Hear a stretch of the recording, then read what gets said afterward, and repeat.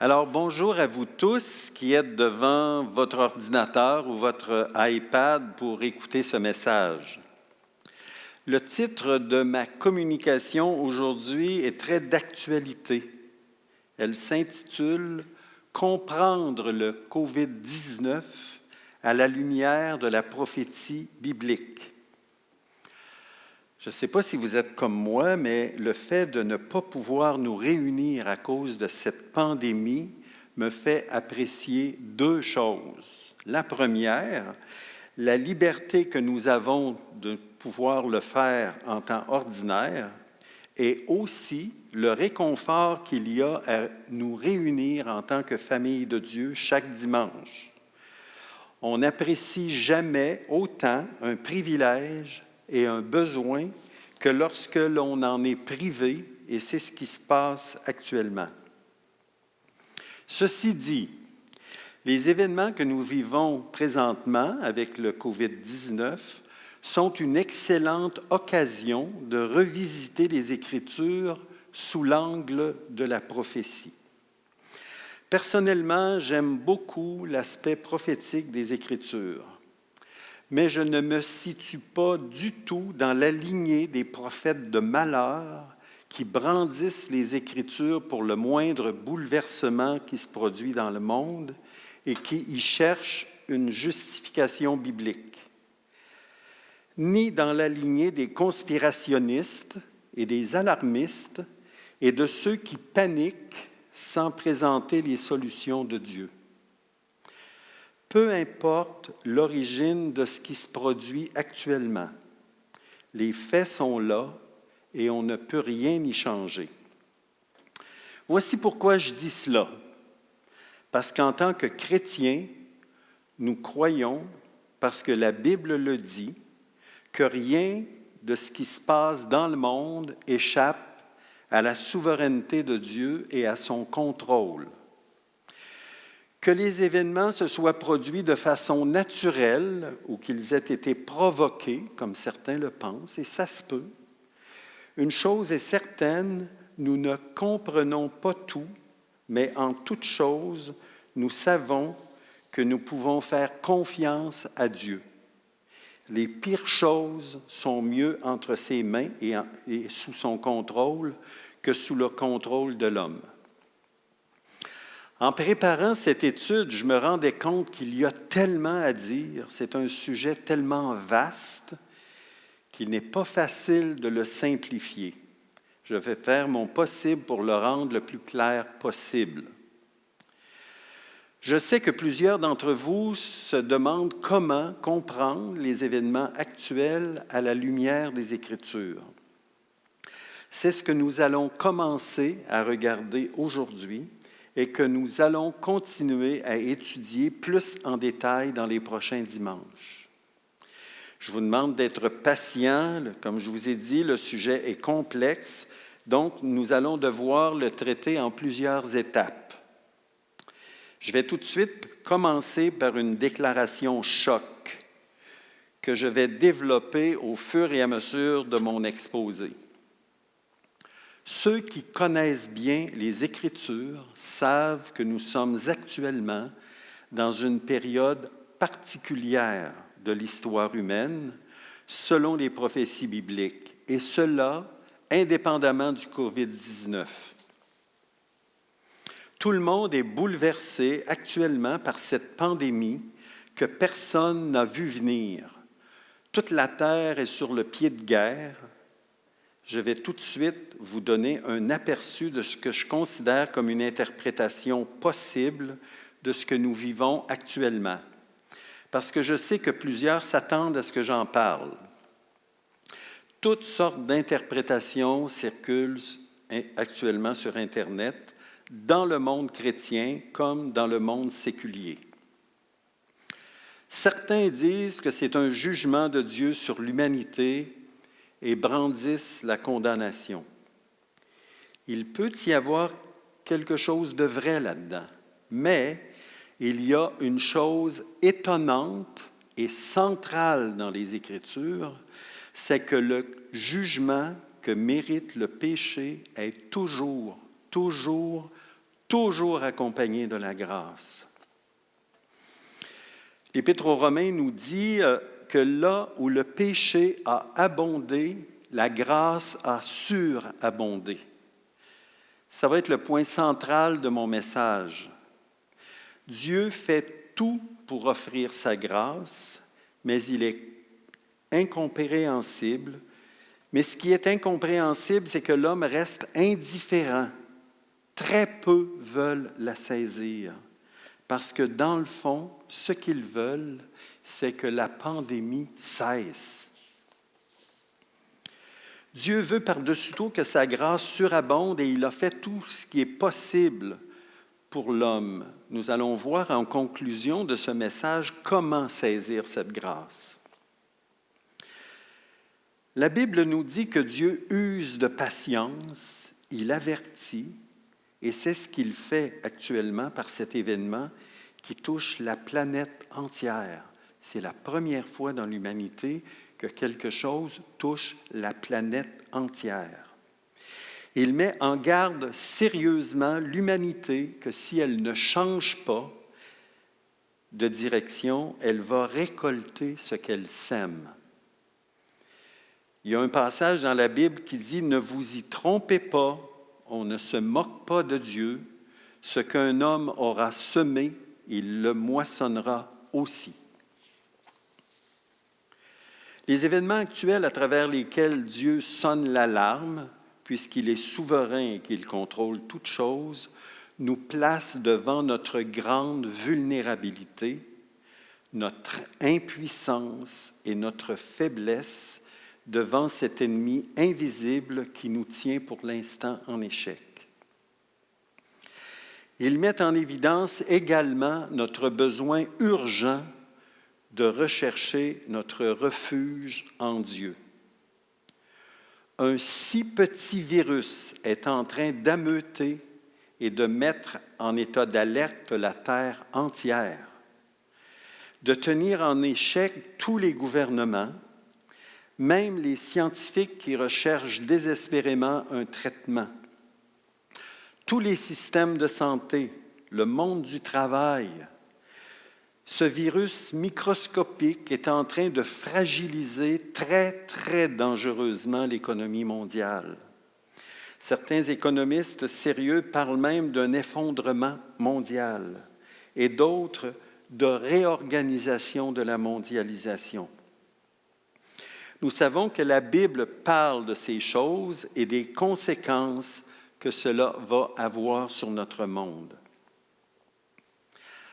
Ajoutez le coronavirus à tout ce qui va de travers dans le monde, les guerres, la violence, la cupidité, l'exploitation des indigents, l'immoralité, les bouleversements climatiques. Il y a de quoi être inquiet quand on ne connaît pas le sens des événements actuels. Les chrétiens qui connaissent les prophéties bibliques ne devraient pas être surpris de ce qui se produit actuellement. Les gens qui ne connaissent pas la Bible se demandent avec raison où est-ce que le monde s'en va.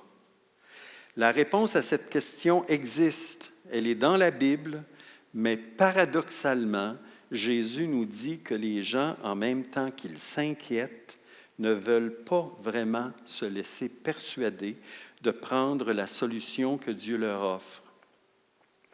Ils cherchent la solution dans les paroles réconfortantes de l'homme.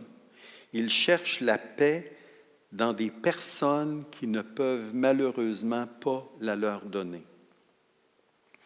Au risque de me répéter, le COVID-19 est un avertissement sévère par lequel Dieu dit à notre génération, « Réveillez-vous, ressentez votre impuissance et votre fragilité et tournez-vous vers moi pour que je vous apporte la guérison spirituelle dont vous avez besoin pour que votre âme soit sauvée. »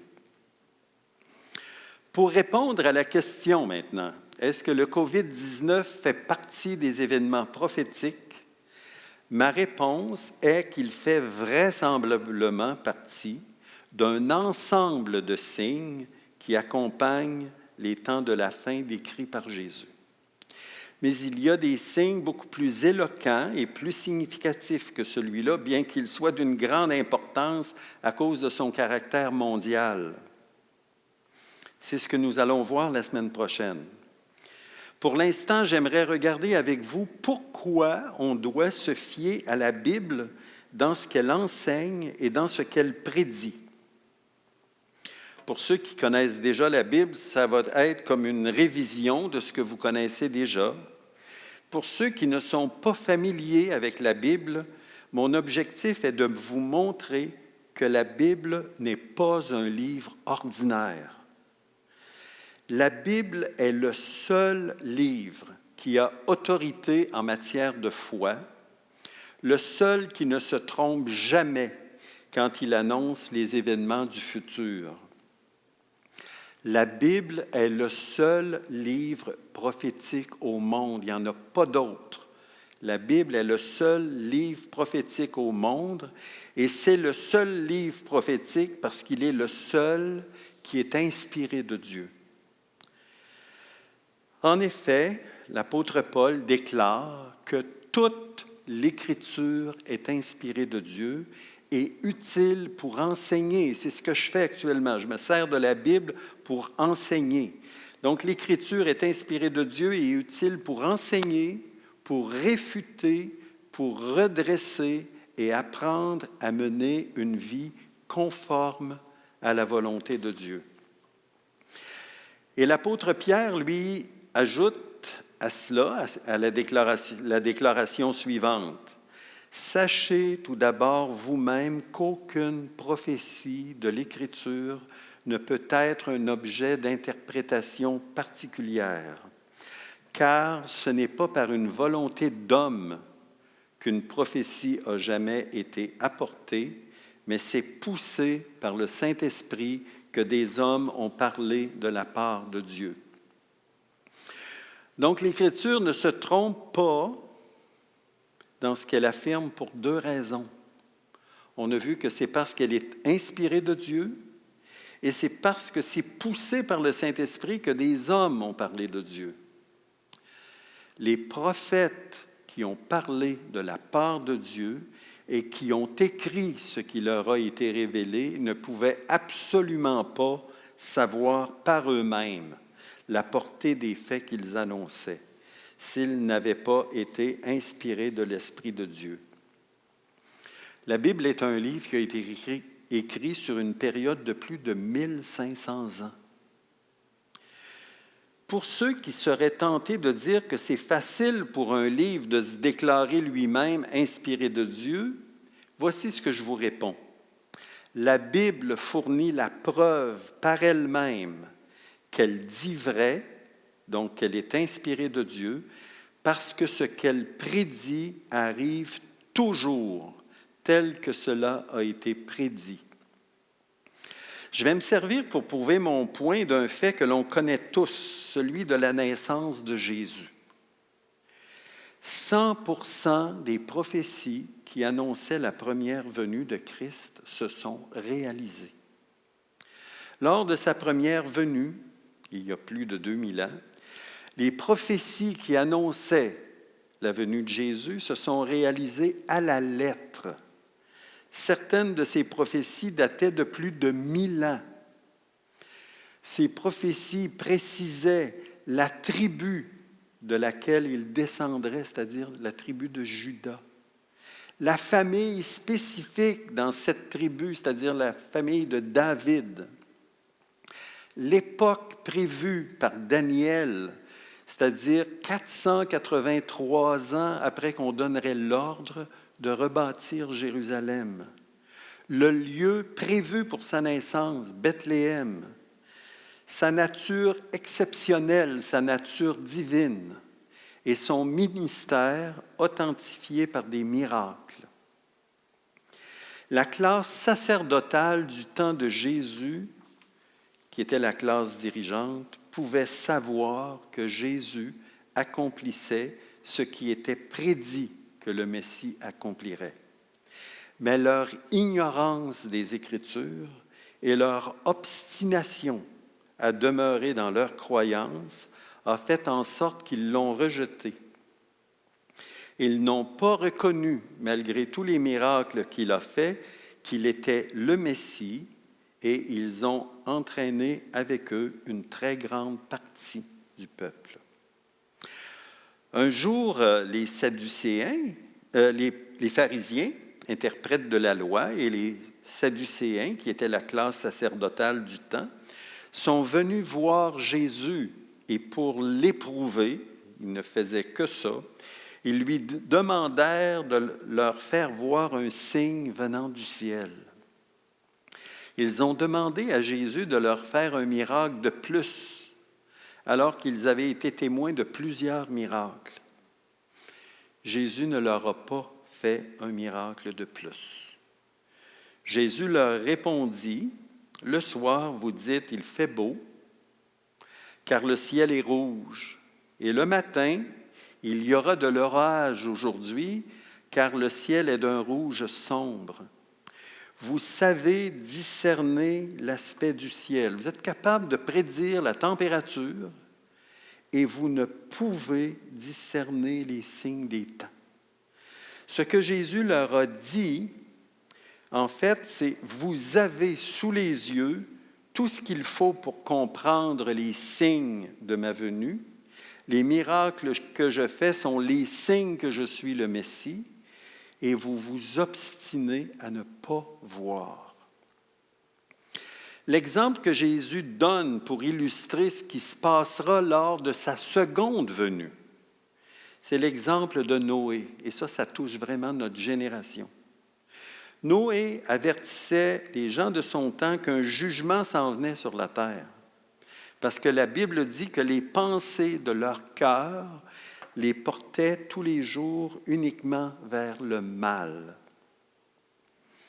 Les gens ne tenaient pas compte, absolument pas, des avertissements de Noé. Et non seulement ils n'en tenaient pas compte, mais ils se moquaient de lui. Et quand Jésus parle de la fin des temps, Jésus dit qu'il va se passer exactement la même chose que lors du temps du déluge. Les hommes ne vont se douter d'absolument rien et vont aller directement à la catastrophe. Voici le texte que Jésus leur dit. Il dit, lors de la venue du Fils de l'homme, les choses se passeront comme au temps de Noé. Et je vous le dis, là, Noé, là, c'est un personnage historique. Ce n'est pas un personnage de conte pour enfants. En effet, à l'époque qui précéda le déluge, les gens étaient préoccupés à manger et à boire et à se marier et à marier leurs enfants jusqu'au jour où Noé entra dans l'arche. Ils ne se doutèrent de rien jusqu'à ce que vienne le déluge qui les emporta tous. Ce sera la même chose lorsque le Fils de l'homme viendra. Nous sommes prévenus. Il y a aussi des avertissements pour les chrétiens qui concernent la période des temps de la fin. Et ça, c'est important d'en tenir compte. C'est l'apôtre Pierre qui nous parle de ça. Il dit, « Voici déjà, bien-aimés, la seconde lettre que je vous écris. Dans l'une et dans l'autre, je cherche à éveiller par des avertissements votre saine intelligence, afin que vous vous souveniez des choses annoncées d'avance par les saints prophètes et du commandement du Seigneur et Sauveur. » L'apôtre Pierre demande aux chrétiens qui connaissent les choses annoncées d'avance d'avoir du discernement, de ne pas croire toutes les fausses interprétations qui leur sont suggérées, de céder à la panique, mais de faire confiance au commandement du Seigneur qui leur dit qu'il va s'occuper d'eux. Dans Jean 14, Jésus dit que votre cœur ne se trouble pas, croyez en Dieu et croyez en moi. Mettez votre confiance en Dieu et mettez votre confiance en moi. Et l'apôtre Pierre continue en disant que dans les derniers jours, les gens vont se moquer des chrétiens qui diront que Jésus revient.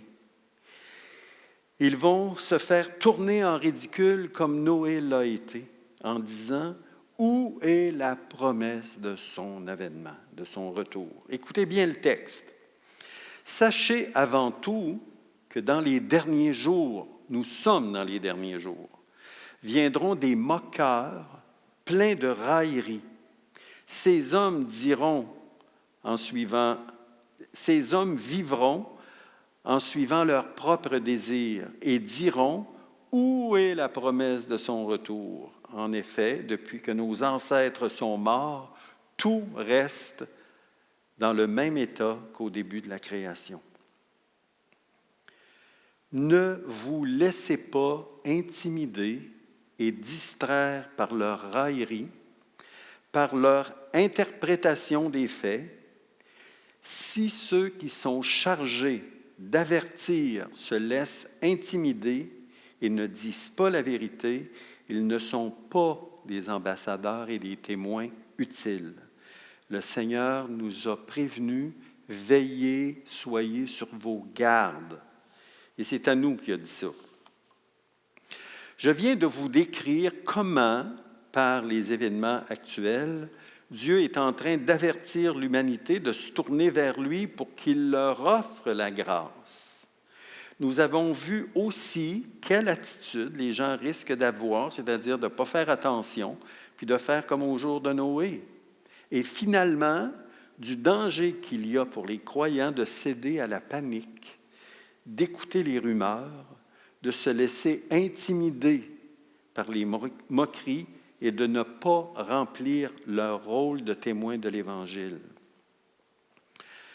Nous sommes proches que sonne ce que Jésus appelle les temps de la fin. Laissez-moi vous expliquer pourquoi nous faisons partie d'une génération insensible aux avertissements que Dieu nous donne à travers les événements, et le COVID-19 en est un important. Nous avons été complètement anesthésiés et drogués par le mensonge, les scandales et la tromperie véhiculés à plusieurs niveaux. La Bible met le focus sur deux grands secteurs de contagion, et croyez-moi, c'est beaucoup pire que le coronavirus. La Bible parle avec précision de ceux qui se disent chrétiens et qui ont corrompu la doctrine et qui ont détourné les gens de Dieu.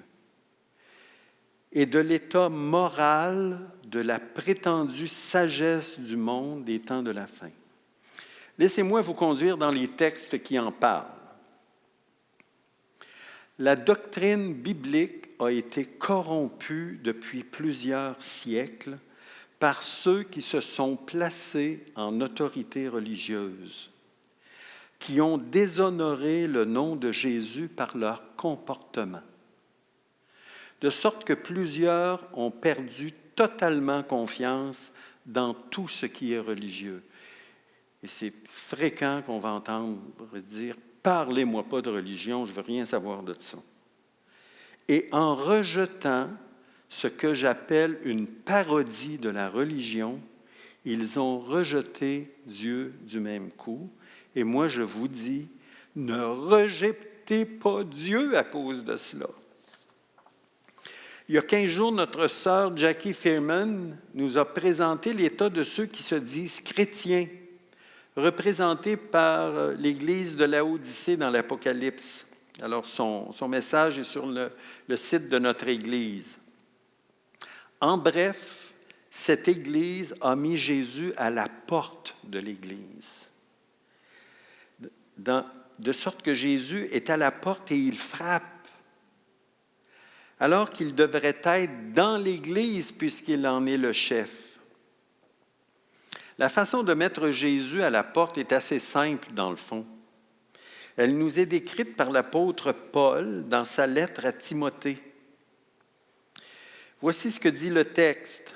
« Mais l'Esprit dit expressément que dans les derniers jours, j'attire votre attention sur dans les derniers jours, quelques-uns abandonneront la foi pour s'attacher à des esprits séducteurs et à des doctrines de démons par l'hypocrisie des faux docteurs portant la marque de la flétrissure dans leur propre conscience.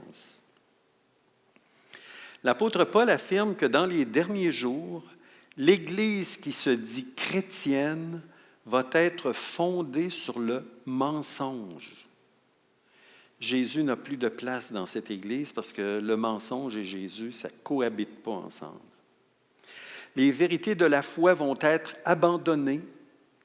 Les conducteurs de ces prétendues églises vont mettre Jésus sur le même pied que les dieux des nations. Et ils vont avoir toutes sortes de déclarations mensongères en disant que dans le fond, nous avons tous le même Dieu et que ce qui est important, c'est l'amour. Ils vont aller même jusqu'à nier sa divinité. Cette Église va s'attacher à des esprits séducteurs et à des doctrines de démons, ce qui veut dire que ce ne sera plus l'Esprit Saint qui va la guider. Mais c'est l'esprit du mal, le malin qui va les séduire pour les amener sur son territoire, et en particulier sur le territoire des dons contrefaits, qui ne sont rien d'autre que de la divination déguisés pour exalter l'orgueil de ceux qui les pratiquent. Les faux docteurs sans conscience qui conduisent ces personnes sont des comédiens de la religion. C'est ce que signifie le mot hypocrite, se cacher derrière un masque. Donc, ce sont des comédiens de la religion et ils savent séduire par de beaux discours, mais leur discours est incohérent et contraire aux Écritures. Pour voir l'incohérence, il faut connaître les Écritures, d'où l'importance de lire la Bible. Une très grande partie de l'Église qui se réclame de Jésus-Christ est dans un état pire que l'était le monde religieux du temps de Jésus, qui l'a lui-même traité de sépulcre blanchi, parce qu'il ne se préoccupait que des apparences extérieures. Jésus a traité les conducteurs spirituels de son temps qui se pensaient sages, mais qui étaient ignorants des Écritures. Il les a traités d'aveugles, qui conduisent des aveugles, et il en ferait autant aujourd'hui. L'autre foyer de contagion, je viens de vous parler du foyer de contagion qui est l'Église qui a corrompu la doctrine. L'autre foyer de contagion, c'est l'autre aspect donc qui nous indique que nous sommes proches des temps de la fin, est l'état de la moralité et de la prétendue sagesse du monde des temps de la fin. Le monde, avec ses fausses philosophies et sa prétendue sagesse, s'est placé au-dessus des standards moraux de Dieu. Ils appellent le mal bien et le bien mal. Ils ont complètement évacué Dieu comme auteur de la création et ils se sont fabriqués des dieux à leur image. Ça leur semble plus sage de dire que la création s'est créée par elle-même. Écoutez ce texte de l'apôtre Paul qui écrit il y a 2000 ans et plein d'actualité. Il dit ceci: « Sache que dans les derniers jours, il y aura des temps difficiles, car les hommes seront égoïstes, amis de l'argent, fanfarons, hautains, blasphémateurs, rebelles à leurs parents, ingrats, irréligieux, insensibles, déloyaux, calomniateurs, intempérants, cruels, ennemis des gens de bien, traîtres, emportés, enflés d'orgueil, aimant le plaisir plus que Dieu, ayant l'apparence de la piété, mais reniant ce qui en fait la force. Ça se passe de commentaires. J'avais certains traits de caractère qui sont mentionnés par Paul. Et Dieu a dû m'ouvrir les yeux pour que je les voie et que je me repente de mes péchés. C'est ce que Dieu vous demande de faire à vous aujourd'hui. Dans le fond, l'apôtre Paul décrit dans ce texte l'état moral du monde dans les derniers jours. Ce monde qui rejette Dieu et qui se prend pour Dieu.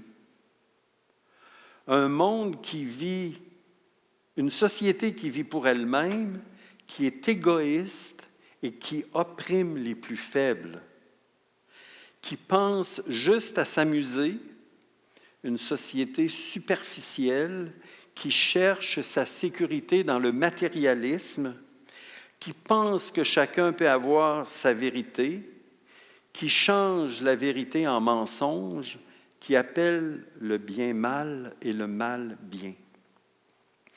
Et pour ceux qui conservent une certaine piété, l'apôtre Paul dit qu'elle n'en a que l'apparence, parce qu'elle renie ce qui en fait la force.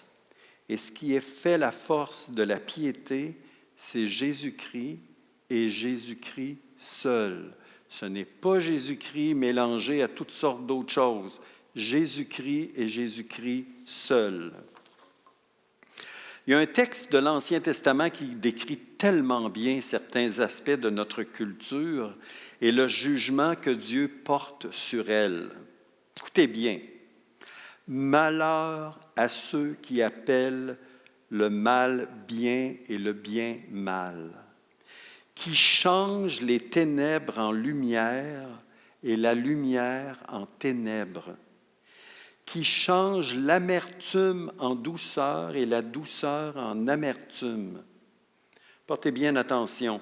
Malheur à ceux qui sont sages à leurs yeux et qui se croient intelligents, qui justifient le coupable pour un présent et enlèvent aux innocents leurs droits. Je ne suis pas capable de lire ces versets sans y voir le reflet de notre société. Et qu'on le veuille ou non, nous sommes contaminés par ce qui se véhicule dans notre culture. Nous avons été formatés. Notre génération a été formatée à accepter le mensonge et avec le temps et à force de se faire répéter les mêmes choses, on accepte n'importe quoi comme une vérité. Nous n'avons pas le temps d'aller en détail dans les premiers chapitres de l'Épître aux Romains qui décrivent tellement bien comment Dieu juge un monde qui ne fait aucun cas de lui. Le monde actuel, en mettant Dieu à la porte de leur existence et en voulant expliquer la création sans le Créateur, se sont inventés des dieux qui ont pris la place du vrai Dieu. Ils se sont inventés toutes sortes de philosophies et de théories pour expliquer le monde sans Dieu. Écoutez bien le jugement de Dieu sur ses comportements et ses attitudes de l'être humain. Ils sont inexcusables de ne pas voir les perfections invisibles de Dieu, sa puissance éternelle et sa divinité dans sa création. Se vantant d'être sages, et c'est Dieu qui parle, ils sont devenus fous, que de s'inventer des philosophies pour expliquer le monde sans l'intervention de Dieu ne fait que démontrer la folie du cœur de l'homme. Je vous ai démontré que 100% des prophéties qui annonçaient la première venue de Jésus se sont réalisées à la lettre. Eh bien, 100% des prophéties qui annoncent la seconde venue du Messie sont en train de se réaliser. Et ça va être le sujet de notre prochaine rencontre. Les événements qui se passent actuellement à l'échelle planétaire doivent nous servir à nous, chrétiens, à une seule chose: parler du retour du Seigneur, parce que les gens ignorent tout de cet événement. Même si dans notre culture, nous fêtons Noël qui célèbre la première venue, les gens, pour la plupart, ignorent complètement que Jésus lui-même a dit à ses disciples qu'il reviendrait. Et ça, c'est vraiment un encouragement pour nous qui avons reçu le salut en Jésus-Christ. Voici ce que l'apôtre Jean dit: que votre cœur ne se trouble pas, croyez en Dieu et croyez en moi. Il y a plusieurs demeures dans la maison de mon Père. Si cela n'était pas, je vous l'aurais dit. Je vais vous préparer une place, et lorsque je m'en serai allé et que je vous aurai préparé une place, je reviendrai. Et je vous prendrai avec moi, afin que là où je suis, vous y soyez aussi. Si pour vous qui m'écoutez, vous n'avez jamais entendu parler de la seconde venue de Christ, que c'est nouveau pour vous, que vous ne connaissez pas cet aspect prophétique de la Bible et que vous désirez sortir du bateau de la civilisation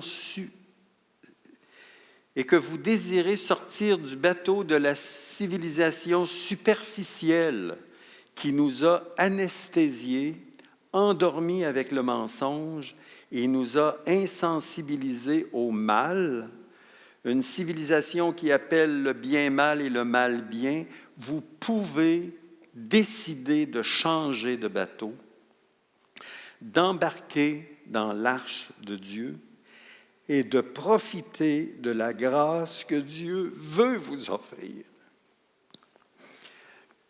Je vous ai dit au début de ce message qu'il y avait des conditions pour que la grâce de Dieu surabonde.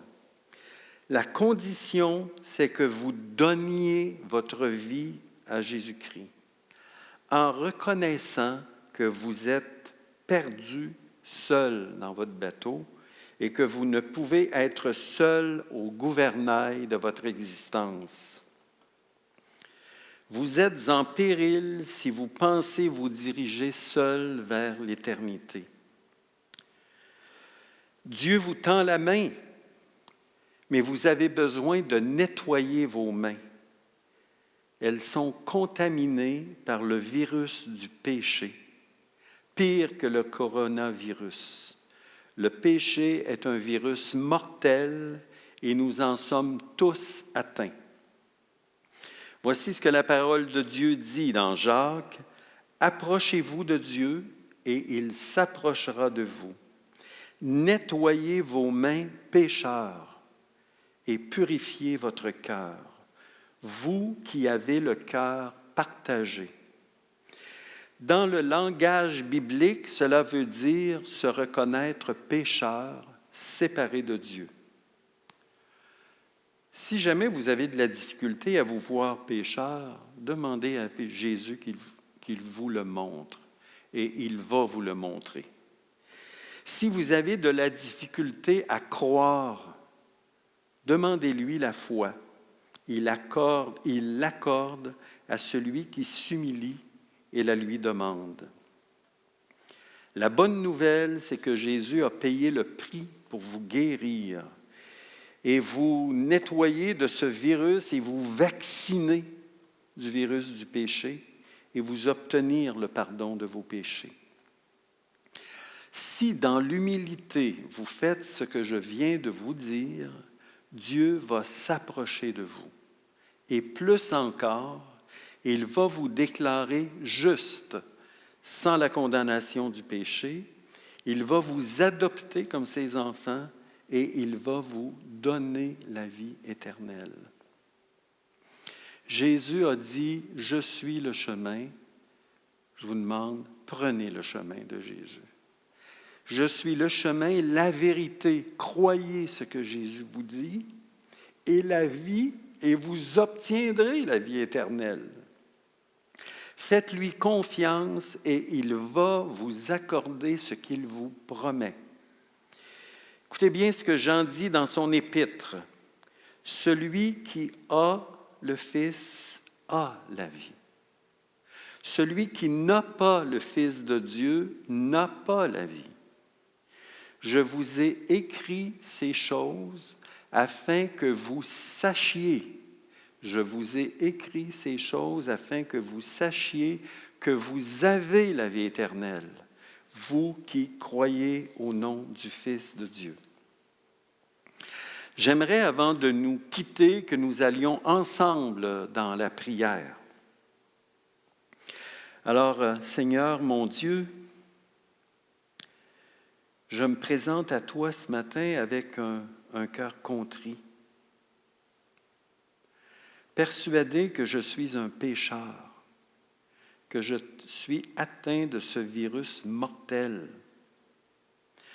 que mon cœur est contaminé et qu'il a besoin d'être purifié à cause de mes péchés.